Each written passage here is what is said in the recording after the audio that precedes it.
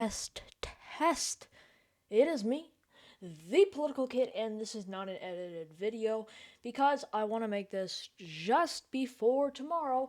And what's happening tomorrow? Well, Putin is coming to the US, probably, since they're setting up a meeting in Alaska.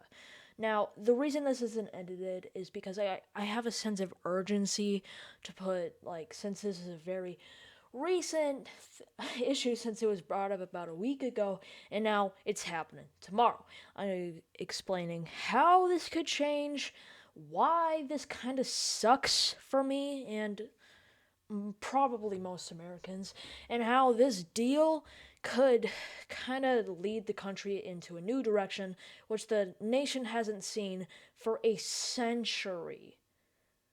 But that's the more extreme side. So, to kind of um, put y'all in the mood, I got some Fanta pineapple, not sponsored, with my bush quail thing. I am not from Maine, this place, but I did go there. So, yeah. Well, certain things have happened in the past which have made things difficult for Putin, specifically the very brand deal of the Russian Federation for the past quarter of a century. And because of his authoritarian regime and many drastic movements to push the Russian Federation, its outreach further, uh, it's been a while since Putin has been in American soil. So there's a big reason why the Alaskan meeting, is a very difficult issue, not just for Ukraine, not just for Russia, but also our glorious United States, which, I gotta be honest, probably isn't that glorious to me specifically, but whatever. So, the thing is, Donald Trump has a good relationship with Putin because there's been many speculations of over oh, the Russians sponsored Trump's campaign, which there has been going on for issues, and how Putin is trying to tied to Trump in many different ways. But I'm just gonna kind of avoid that, not to rock the boat a little, and just say this: Trump has a better relationship with the Russian government than um, other politicians.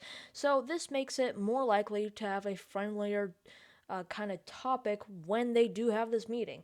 However, considering we're talking about other countries' territories, this probably isn't going to go well for Ukraine, especially since it's just Russia and the US, and especially since not any other nation, not even Ukraine, is invited to these meetings except Russia and the US. And it's happening in Alaska. Now, if you know basically the most basic knowledge of American history, back in the 1860s, after the Civil War, the Russian Empire was like, hey, we don't need this land and we need some quick money, and also we don't want the British to have this. So, hey, Americans, sell you to we'll sell you it for basically dirt cheap. And that's what happened. And for the past almost 2 centuries, we've owned it, and in the past century, we turned it into a state. Now, Russia realizing, and also many other countries realizing the importance of Alaska, and also how that deal with the Russian Empire and the the United States was so bad for the Russians. And even to this day, there is signs, propaganda, and kind of just internet people who claim that Russia should own Alaska. Yeah, in their meeting there. Let me guess. This is why people are saying we live in a South Park episode for the past few years. This is why there's been the entire debate of parroting politicians doesn't work because there's stupid stuff like this. Now, I will give a bone to Trump.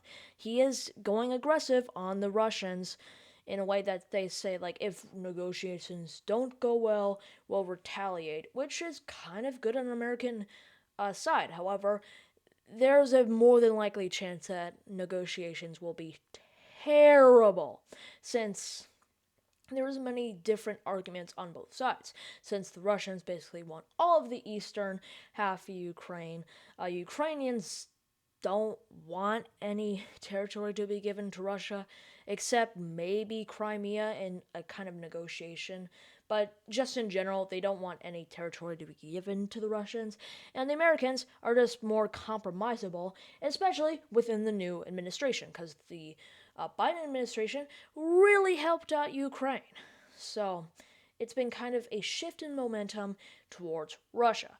Now, there was still many pro-Ukrainian sentiment within the United States, so Trump does have some kind of idea to at least have Ukraine get back some of the territory that Russia took, so Russia doesn't get all of the eastern half of Ukraine. However, maybe some just for negotiations. However, if this doesn't go well, Trump actually delivers on this problem, and the r slash nothing ever happens fan base is basically torn to pieces, we could go to nuclear war. I'm kidding, but it is an extreme stance, but it could potentially happen. I mean, there's been really a lot of issues like, oh, this negotiation is going to lead to nuclear war, or like something like that. So I do get the sentiment, even if it goes terrible, like they're like Putin and Trump are screaming at each other, they probably won't start a nuclear war. That is a sentiment that I agree with. However, the basis that the United States is the most powerful country in the world, and Russia has very few friends at the moment, and especially not with Europe, or at least not the Western half.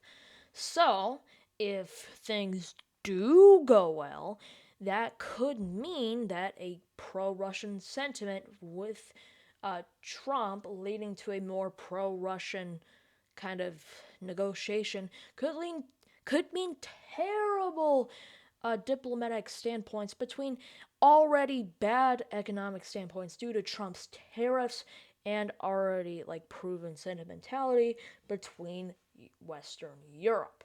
So all I've got to say, if it goes the best, yes, I did that. The best thing the Americans could really get out of this is a compromise that actually pushes for Ukrainian territory to be conceded. However, the Donbass and Crimea would be given to Russia. So, in this compromise deal, that is the best situation for the US. That's the best. There's negotiations between Russia and Ukraine, there's more compromises, and Western European leaders aren't as worried about the deal in Ukraine, since the war would kind of be over in a few months. So that's what I hope. I mean, our country is going to. Our country's not in a good place. It's not in a terrible place. It's not in a good place. So the best I could hope for is that a good negotiation does happen. So that's all I gotta hope. I pray that all the people who are in Ukraine, Russia, will stop fighting within the next few months. So please, if you're watching this, because I know you have something to do with children, Donald Trump, please have a good negotiations. Thank you, and bye. And yes, I do consider myself Republican, even though I'm dunking on Trump a lot.